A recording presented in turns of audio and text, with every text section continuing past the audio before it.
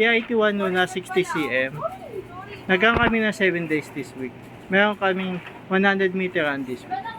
Ito po ang aking head. Ito naman po ang aking cabin. Head clean.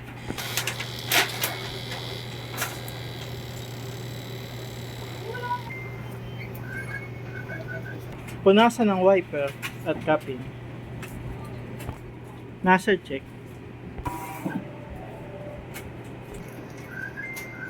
Ito po ang aking ink system. Ang level niya ay tama lang. Ito naman po ang aking waste tank. Tinatapon po ito tuwing Monday. Ito po ang aking ABR. Ito naman po ang aking ground wire. Ito po ang aking daily output record. Ito naman po ang aking consumable withdrawal. Ito naman po ang aking ink. Ito naman po ang aking solution.